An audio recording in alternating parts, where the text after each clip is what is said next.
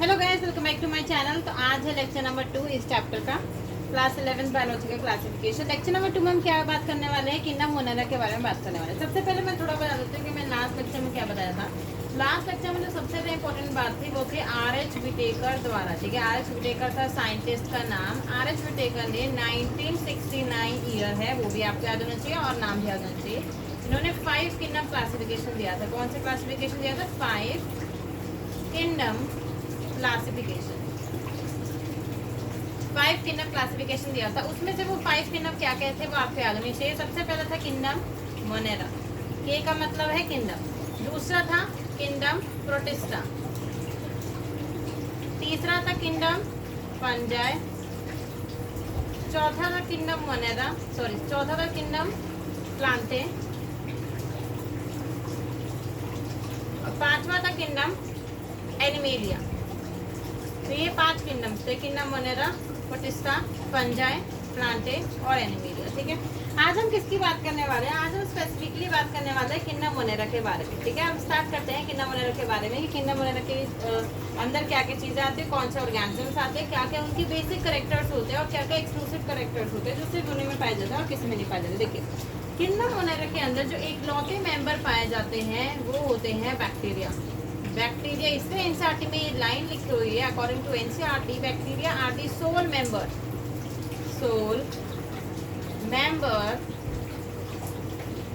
Of kingdom Monera. ऐसा क्यों बोला गया? देखिए, किंगडम मोनेरा के अंदर एकमात्र जो ऑर्गेनिजम्स आते हैं, देखिए एकमात्र जो ऑर्गेनिज्म आते हैं वो बैक्टीरिया होते हैं। बैक्टीरिया कैसे होते हैं? बैक्टीरिया होते हैं यूनिसेलुलर प्रोकैरियोट। इसके बारे में भी आपको बताना चाहिए कि बैक्टीरिया क्या होते हैं, यूनिसेलुलर प्रोकैरियोट्स। ठीक है, पहले मैंने बोला कि मोनेरा किंगडम के अंदर एकमात्र जो मेंबर्स आते हैं वो होते हैं बैक्टीरिया। इसलिए सोल का मतलब होता है एकमात्र मेंबर। ठीक है, सोल का मतलब होता है एकमात्र मेंबर, इसीलिए bacteria are the sole member of kingdom Monera. ये चीज़ आपको याद होनी चाहिए। ऐसे पूछ सकते हैं कि किंगडम मोनेरा का सोल मेंबर किसे कहा जाता है, तो आप कहेंगे बैक्टीरिया को किंगडम मोनेरा का सोल मेंबर कहा जाता है। अब देखिए बैक्टीरिया कैसे होते हैं, यूनिसेलुलर प्रोकैरियोट्स होते हैं। कैसे होते हैं? यूनिसेलुलर प्रोकैरियोट्स होते हैं। ठीक है, नेक्स्ट चीज उसके बाद लिखा है कि बैक्टीरिया जो होता है वो कॉस्मोपॉलिटन नेचर का होता है। कॉस्मोपॉलिटन नेचर का होता है। कॉस्मोपॉलिटन का मतलब है जो कि सॉइल पे भी पाया जाए। ठीक है, सॉइल पे भी पाया जाए, डेजर्ट में भी पाया जाए, स्नो में भी पाया जाए, डीप ओशियंस में भी पाया जाए, मतलब हर जगह पाया जाए। जहाँ पर आप सोच नहीं सकते वहाँ पर भी पाया जाए। दूसरी बात बोला गया है कि बैक्टीरिया एज अ पैरासाइट भी हमारे ऊपर होते हैं। पैरासाइट देखिए एक्टो पैरासाइट भी हो सकते हैं एंड एंडो पैरासाइट भी हो सकते हैं। एक्टो पैरासाइट का मतलब है ऑन द ऑर्गेनिज्म। बैक्टीरिया जो है किसी के ऊपर, किसी ऑर्गेनिज्म के ऊपर, चाहे वो प्लांट हो एनिमल हो, उसके ऊपर भी रह सकते हैं। दूसरा वो एंडो पैरासाइट के अंदर भी रह सकते हैं। एंडो का मतलब होता है अंदर, इनसाइड द ऑर्गेनिज्म। ठीक है, मैंने क्या बोला? बैक्टीरिया किंगडम मोनेरा का bacteria kingdom Monera cosmopolitan nature के होते हैं। हर एक हैबिटेट में पाया जाता है, चाहे वो सॉइल हो गया, डेजर्ट हो गया, स्नो हो गया, डीप ओशियंस हो गया, हर जगह पाया जाता है। ठीक है, ये ऐसा पैरासाइट की तरह भी वर्क करते हैं जिसमें ये एक्टो पैरासाइट भी हो सकते हैं और एंडो पैरासाइट भी हो सकते हैं। एक्टो पैरासाइट का मतलब होता है जो किसी के ऊपर रहे। ठीक है, ऐसा बैक्टीरिया जो कि एनिमल्स के ऊपर रहे। एंडो पैरासाइट मतलब ऐसा बैक्टीरिया जो कि एनिमल्स के अंदर रहे। ठीक है, वो आपसे न्यूट्रिशन लेंगे, एज अ पैरासाइट के रूप में लेंगे, ऐसा पैरासाइट के रूप में आपके अंदर से रहेंगे। ठीक है, अब देखिए इसके आगे हम देखेंगे कि बैक्टीरिया को आपने कितने ग्रुप में कैटेगराइज कर रखा है। ठीक है, बैक्टीरिया को आपने कितने ग्रुप में कैटेगराइज कर रखा है और कौन से बेसिस पे। देखो बैक्टीरिया को, ठीक है, बैक्टीरिया आप ऐसे लिख सकते हैं, bacteria are group under 4 categories. Bacteria are group under 4 categories on the basis of their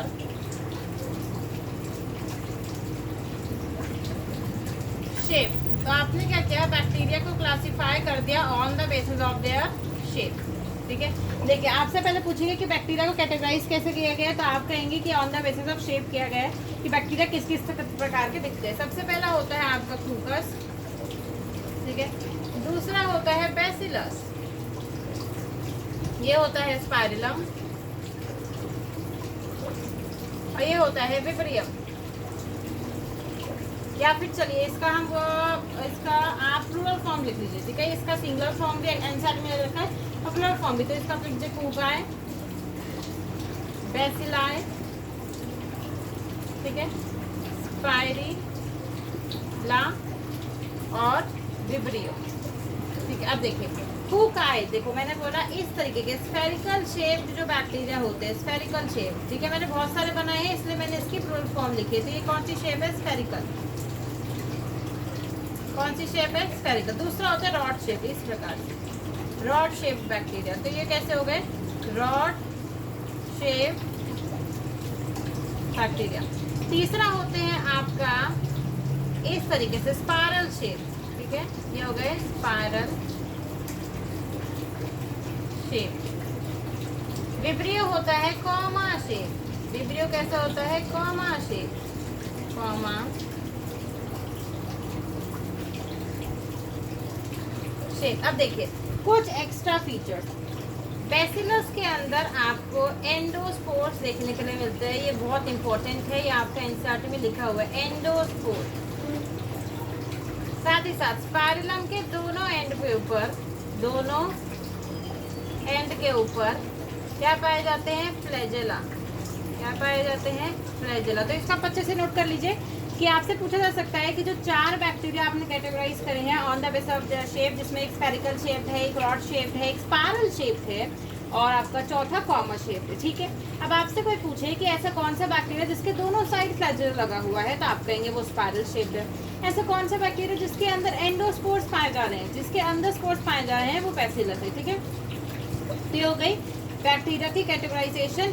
किस बेसिस पे? सिर्फ और सिर्फ शेप के बेसिस पे। आपको ये बेसिस याद रखना है कि आपने किस बेसिस पे कैटेगराइज किया है? शेप के बेसिस पे कैटेगराइज किया। देखिए अब एनसीईआरटी में एक इम्पोर्टेंट लाइन है जो आपको एज इट इज लर्न होनी चाहिए। उसमें लिखा है though bacteria are simple, bacteria are simple. आपने देखा ना बैक्टीरिया का स्ट्रक्चर कितना सिंपल है, एक स्फेरिकल शेप है, एक कॉमा शेप है, कोई इसमें मतलब कॉम्प्लेक्सिटी नहीं, कितना सिंपल शेप है। दो बैक्टीरिया, आप ऐसे लिख लीजिए, though bacterial structure is simple, they are very complex in their behaviour. कैसे? देखिए मैं बताती हूँ कैसे। देखिए मैंने बोला बैक्टीरियल स्ट्रक्चर बहुत सिंपल, आप बताइए। मैंने 4 बेसिक शेप बताई है, तो कोई बच्चा भी बता देगा कि हाँ स्फेरिकल शेप ये होता है, कॉमा शेप ये होता है। सिंपल सी बात है, ठीक है। बहुत कोई इसमें हाई फाई बात तो नहीं, कोई रॉकेट साइंस नहीं है कि आपको स्पाइरल शेप समझ में नहीं आता है, कॉमा शेप समझ में नहीं आता है। मतलब बैक्टीरियल स्ट्रक्चर बहुत सिंपल है, पर they are very complex in behaviour. अगर उनका बिहेवियर देखा जाए तो इतना सिंपल स्ट्रक्चर होने के बावजूद भी उनका बिहेवियर बहुत कॉम्प्लेक्स है। पहले ये लाइन हो गई। दूसरी line, bacteria as a group, ठीक है, सिंगल नहीं, as a group show the most extensive metabolic diversity, show the most extensive metabolic diversity. देखिए मैंने आपको बताया था, जब मैंने वो आपको टेबल बताई थी और आधे आपको पढ़ने के लिए बोली थी। देखिए जब मैंने आपको बताया था कि उसमें इनकी जो मोड ऑफ न्यूट्रिशन है वो बहुत डाइवर्स है, मतलब ऑटोट्रॉफिक में भी, कीमोसिंथेटिक भी, फोटोसिंथेटिक में। हेटेरोट्रॉफिक में तीनों प्रकार के, सेप्रोफाइटिक, पैरासाइटिक, डिकम्पोजर्स, तीनों प्रकार के पाए जा रहे थे। तो मतलब इतना ज़्यादा डाइवर्स इनके अंदर न्यूट्रिशन पाया जाता है, इसीलिए इन्हें कहा जाता है कि मोस्ट एक्सटेंसिव मेटाबॉलिक डाइवर्सिटी इनके अंदर देखने के लिए मिलती है। ये दो लाइन आपको बहुत अच्छे से याद होनी चाहिए। अब हम बात करेंगे इसके न्यूट्रिशन के बारे में कि बैक्टीरिया कौन कौन से प्रकार के न्यूट्रिशन को एग्जिबिट करता है। देखिए किन्ना मोनेरा के अंदर some of the bacteria, some, ठीक है, मैंने ऑल नहीं बोला, some of the bacteria are some of the bacteria are autotrophic. Autotrophic का मतलब वो क्या होता है, दे सिंथेसाइज, वो बनाते हैं देयर ओन फूड, उन्हें किसी पे डिपेंड होने की जरूरत नहीं होती है, प्लांट्स किसी पे भी डिपेंडेंट नहीं है, own food, they synthesise their own food from inorganic substrate, ठीक है, they synthesise their own food from inorganic substrate. अब देखिए ऑटोट्रॉफिक में बैक्टीरिया के अंदर दो डिविजन हो सकते हैं। ऑटो का मतलब होता है सेल्फ, जो अपना खाना खुद बनाए, किसी का पे डिपेंडेंट ना हो। कौन कौन से दो हो सकते हैं, एक होता है फोटोसिंथेटिक और एक होता है कीमोसिंथेटिक।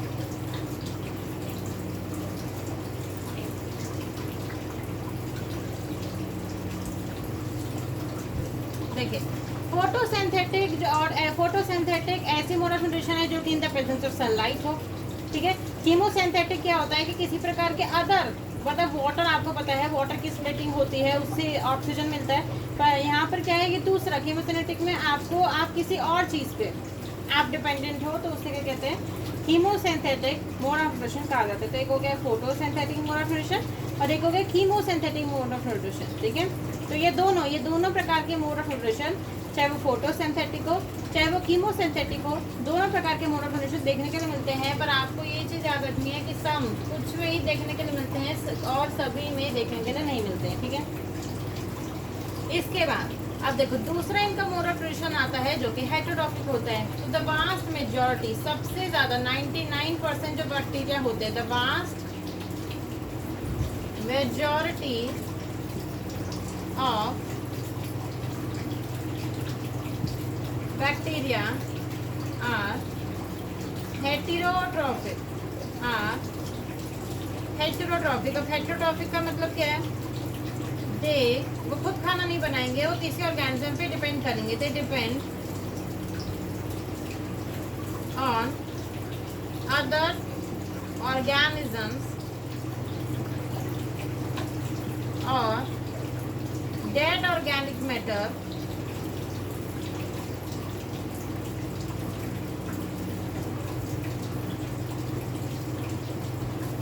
फूड। अब देखिए मैं बताती हूँ, जब मैंने ऑटोट्रॉफिक की बात करी थी तो ऑटोट्रॉफिक के केस में वो इनऑर्गेनिक सबस्ट्रेट की हेल्प से ऑर्गेनिक फूड बनाते हैं। ऑर्गेनिक फूड बनाते हैं जो हम वो खाते हैं ना, जैसे हम जितना भी ग्रीन वेजिटेबल्स खाते हैं वो ऑर्गेनिक फूड होता है जो कि प्लांट बनाता है, उसे हम कंज्यूम करते हैं। इसलिए ये लाइन लिखी गई है कि they depend on other organisms और डेड ऑर्गेनिक मैटर, वो ऑर्गेनिक मैटर को खाते हैं। किसको खाते हैं, हम लोग ऑर्गेनिक मैटर को खाते हैं। तो वही है कि प्लांट जो है इनऑर्गेनिक सबस्ट्रेट्स का यूज़ करके ऑर्गेनिक मटेरियल बनाते हैं, उसी ऑर्गेनिक मटेरियल को हम खाते हैं। अब हेटेरोट्रॉफिक में भी डिफरेंट टाइप्स हो सकते हैं, सेप्रोफिटिक हो सकते हैं, पैरासिटिक हो सकते हैं, ठीक है। Saprophytic, parasitic, decomposers. सेप्रोफिटिक ऐसे ऑर्गेनिजम्स होते हैं जो कि सड़ी गली चीज़ों को खाते हैं, ठीक है। पैरासिटिक ऐसे होते हैं, देखो पैरासिटिक कुछ इस प्रकार का है, वो आपके ऊपर रहेगा या आपके अंदर रहेगा, आप ही से न्यूट्रिशन लेगा और आप ही का नुकसान पहुंचाएगा, ठीक है। पैरासिटिक का मतलब है कि मान लीजिए ये आपका घर है, देखिए ये आपकी बॉडी हो गई, इसके अंदर वो ऑर्गेनिज्म रहेगा, आप ही से वो खाना भी खाएगा और आपको नुकसान भी पहुंचाएगा, ठीक है। मतलब सारे का सारा जो कैसे बेनिफिट्स सिर्फ उसी ऑर्गेनिज्म को हो रहा है, ठीक है। डिकम्पोजर्स जो चीज़ों को डिकम्पोज करते हैं और वही चीज़ें खाते हैं, ठीक है, चीज़ों के। अब देखिए किंगडम वगैरह में आपको दो चीज़ें देखने को मिलती है वाइडली। दो कौन कौन सी चीज़ें हैं, एक होता है आर्की बैक्टीरिया,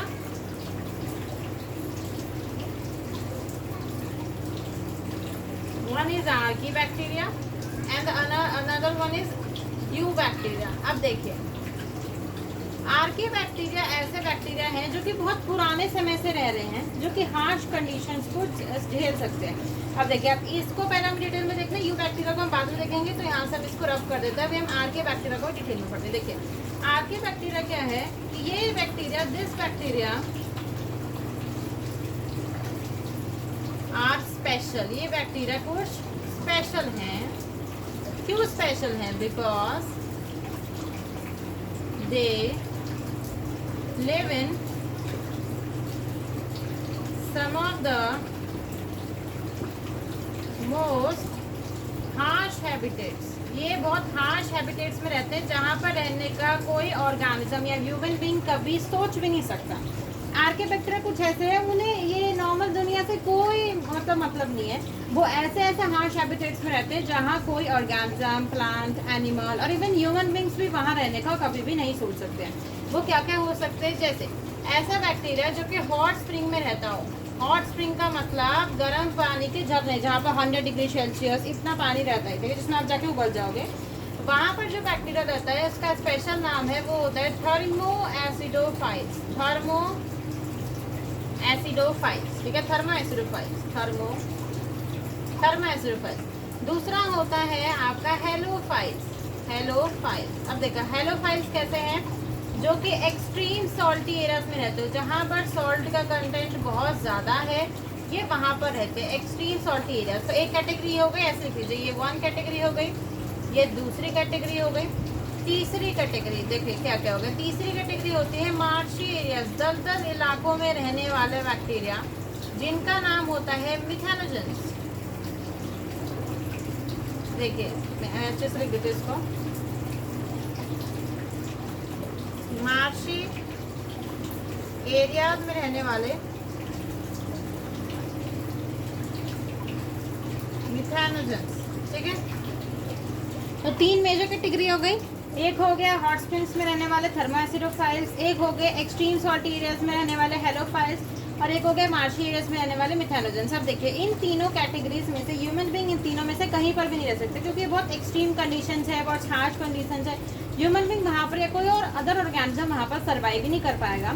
और बैक्टीरिया, जो आर्कियोबैक्टीरिया है, बहुत समों से हजारों सालों से ऐसे हैबिटेट में रह रहे हैं, इसलिए इनका नाम आर्कियोबैक्टीरिया रखा गया है। ये बहुत पुराने समय से वहाँ रह रहे हैं। तो पहले आप इतना को नोट कर लिए, फिर हम आगे बात करते हैं। देखिए अब देखिए, अब आपका सवाल आएगा कि मैंने जब 2 में कैटेगराइज किया, जब मैंने आर्कियोबैक्टीरिया बोला और एक यूबैक्टीरिया बोला, तो उन दोनों में आखिर में फर्क क्या है, ऐसा क्या चीज़ है। जैसे मैंने बोला एक नॉर्मल ह्यूमन बीइंग है या ऑर्गेनिज्म है, और एक ये बैक्टीरिया हो गया, ठीक है, ऐसे लिख लीजिए बैक्टीरिया हो गया, ठीक है, और ये एक बैक्टीरिया है, ठीक है, ये एक बैक्टीरिया है जो कि हार्श हैबिटेट्स में रहता है। इन दोनों में ऐसे कौन से डिफरेंसेस है कि इसको वो मजबूर कर देता है हार्श हैबिटेट्स में रहने के लिए, और ये जो है अपनी सुटेबल कंडीशन में रहता है। ऐसा क्यों है कि वो बैक्टीरिया, एनसीईआरटी ने कुछ बोला कि ऐसा क्यों है कि वो बैक्टीरिया ऐसे हार्श कंडीशंस में रह लेता है और कोई नॉर्मल ऑर्गेनिज्म बाहर नहीं रह पाता है। ऐसा इसलिए है क्योंकि आर्कियोबैक्टीरिया कुछ अलग हटके हैं, डिफर फ्रॉम अदर बैक्टीरिया। देखिए सिर्फ आर्कियोबैक्टीरिया ही जो है, जो मैंने 3 कैटेगरीज बताई, वो वहाँ रह सकता है और कोई नॉर्मल बैक्टीरिया वहाँ नहीं रह सकता है। डिफर फ्रॉम अदर बैक्टीरिया, इसलिए अदर बैक्टीरिया बोला है, differ from other bacteria in having a different cell wall structure. यानी कि अगर आपसे कोई पूछे कि भाई ये जो बैक्टीरिया है, ऐसे भी पूछ सकते हैं कि भाई ये जो बैक्टीरिया है जो हॉट स्प्रिंग में रहता है और जो बैक्टीरिया जो हमारे घरों में पाए जाते हैं, इन दोनों में क्या फ़र्क है। ठीक है, आपसे कोई पूछे कि जो बैक्टीरिया आपका हॉट स्प्रिंग में रह रहा है और जो नॉर्मल बैक्टीरिया रह रहा है आपके घरों में, उन दोनों में क्या फ़र्क है, तो आप बोलेंगे कि आपके बैक्टीरिया बिल्कुल अलग है। उसके अंदर क्या, उसकी सेल वॉल कुछ अलग है, उसके अंदर की जो सेल वॉल है उसमें कोई ना कोई लोचा ज़रूर है। तो इसलिए एनसीईआरटी ने लाइन लिखा और मैंने डायरेक्ट लिख दी कि archaebacteria perform other bacteria in having a different cell wall structure. तो यहाँ पर आपका ऐसा सकता है, जैसे 4 ऑप्शन आ जाएंगे, सेल वॉल अलग है, सेल मेम्ब्रेन अलग है, गोल्जी बॉडी अलग है, या न्यूक्लियस अलग है। तो आप किस पर टिक मारेंगे, आप सेल वॉल में टिक मारेंगे। ठीक है, नेक्स्ट चीज, अब मैंने जो आपको 3 कैटेगरीज बताई थी, इसमें आपको और थोड़ा सा डिटेल में मिथेनोजेंस को पढ़ना है। मैंने बताया था मिथेनोजेंस मार्शी एरियाज में रहते हैं, दलदल वाले इलाकों में रहते हैं। साथ ही साथ मिथेनोजेंस पाए जाते हैं। Methanogens are present in gut, ठीक है, गट ऑफ रूमिनेंट एनिमल्स।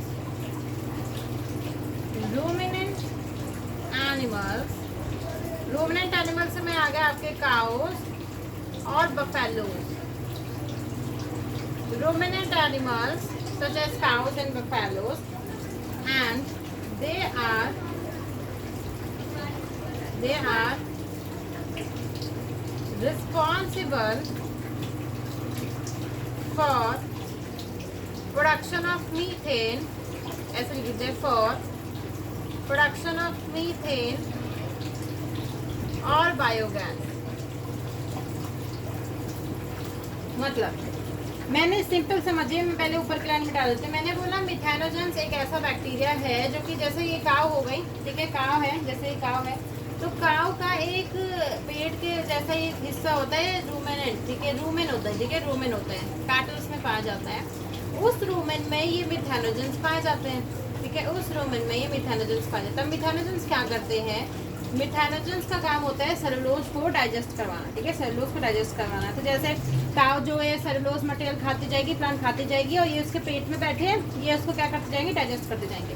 अब जब गाय ने गोबर किया, जो गाय का डंग होगा, ठीक है, गाय ने जब गोबर किया तो गाय के डंग के सहारे ये मिथेनोजेंस भी उसमें आ जाते हैं, ठीक है, मिथेनोजेंस भी उसमें आ जाते हैं। अब क्या होता है कि आप इसको आगे जानेंगे कि अब हम क्या करते हैं, उस डंग को थोड़ा पेस्ट मिला के, उसमें थोड़ा पानी मिला के, उससे हम मीथेन निकलवाते हैं, जो कि एज अ ईंधन के रूप में, फ्यूल के रूप में काफ़ी घरों में इस्तेमाल होता है। तो मतलब मिथेनोजेंस के क्या काम है? वो हेल्प करता है किसमें? बायोगैस की प्रोडक्शन में, इसमें बायोगैस की प्रोडक्शन में।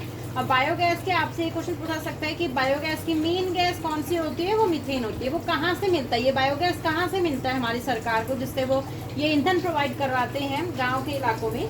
तो वो आपको मिलता है फ्रॉम डंग। मतलब ये मेट्रोपॉलिटन सिटी में आपको ये जो सेटअप्स होते हैं जिससे कि आप डंग से मीथेन निकालते हैं, वो नहीं मिलेगा। जहाँ पर ज़्यादा गाय पाई जाती हैं, जहाँ ज़्यादा गोबर पाया जाता है, उस जगह पे ये जो सेटअप्स हैं वो दिखाई देंगे आपको, और इनसे मीथेन निकलता है, बायोगैस निकलता है, जिसे आप एज अ ईंधन के रूप में, फ्यूल के रूप में यूज़ करते हैं। तो ये हो गया आपका पूरा आकी बैक्टीरिया, ठीक है, ये हो गया पूरा आपका आकी बैक्टीरिया। इसके बाद देखो आपको क्या, मैंने जब आकी बैक्टीरिया के बारे में पढ़ा दिया, एक जो है आपकी बैक्टीरिया की एक कैटेगरी कंप्लीट हो गई। अब हम बात करते हैं यू बैक्टीरिया के बारे में। अब देखिए यू बैक्टीरिया के बारे में देखिए आपको क्या क्या चीज़ें पढ़नी है। देखिए यू बैक्टीरिया के मैं आपको इंट्रोडक्शन बताती हूँ, नेक्स्ट क्लास में हम इसको और डिटेल में कवर करेंगे। अब देखिए यू बैक्टीरिया, यू का मतलब, देखिए इसको आप तोड़िए, ये दो चीज़ से मिला है, एक यू और एक बैक्टीरिया। यू का मतलब होता है ट्रू, यानी कि सच्चे बैक्टीरिया। तो मतलब कि इसे कॉमनली क्या कहा जाता है? ट्रू बैक्टीरिया कहा जाता है। पहले आप ये चीज़ लर्न करिए। दूसरा, ट्रू बैक्टीरिया कहा जाता है, यानी कि eubacteria commonly called as true bacteria, ठीक है। दे आर कैटेगराइज्ड, आप इन्हें पहचान सकते हैं। दे आर कैटेगराइज्ड का मतलब क्या हो सकता है? आप इनको पहचान सकते हैं कि वो यू बैक्टीरिया है by presence of cell wall, ठीक है। दूसरा, एंड इफ, अगर वो बैक्टीरिया मोटाइल है, मोटाइल का मतलब अगर वो बैक्टीरिया मोटाइल है, वो चल सकता है, अगर वो मोटाइल है तो उसके पास पाया जाएगा फ्लैजेला, ठीक है। तो मैंने बोला कि यू बैक्टीरिया जो है उसे आप क्या कॉमनली बोलते हो? पहले बार ट्रू बैक्टीरिया कहते हो। दूसरी चीज़, आप इस बैक्टीरिया को कैसे, जैसे एक नॉर्मल, जैसे मान लीजिए कि आपके पास एक आर्की बैक्टीरिया पड़ा है, एक यू बैक्टीरिया पड़ा है, आप यू बैक्टीरिया को पहचान सकते हो by the presence of a rigid cell wall, और दूसरा उनके अगर वो मोटाइल है तो उनके पास साथ ही साथ फ्लैजेला पाया जाएगा। इनके पास पाया जाता है क्लोरोफिल ए। अब देखिए क्लोरोफिल ए जो है वो किसमें पाया जाता है? सिमिलर टू ग्रीन प्लांट्स, क्योंकि ग्रीन प्लांट्स में भी क्लोरोफिल पाया जाता है। अगर इनके पास क्लोरोफिल पाया जा रहा है तो ये क्या होंगे? मैं यहाँ पे पॉइंट लिख देते, चौथा पॉइंट, तो ये क्या होंगे? Photosynthetic autotroph. ये फोटोसिंथेसिस करेंगे, ये क्या होंगे? Photosynthetic autotroph. ये चीजें समझ में आती है, फोटोसिंथेटिक ऑटोट्रॉफ। नेक्स्ट चीज, ये कॉलोनियल भी हो सकते हैं। कॉलोनियल का मतलब होता है अपनी कॉलोनीज बना के, बैक्टीरिया अपनी कॉलोनीज की बना के रहें, ठीक है। दे में भी यूनिसेलुलर, ठीक है, अकेले भी रह सकते हैं, और दे में भी फिलामेंटस। इतना ही अभी हम बात करते हैं, ठीक है। अब हम मिलेंगे आपको नेक्स्ट लेक्चर में। सब्सक्राइब करें, शेयर करें, लाइक करें। Thank you.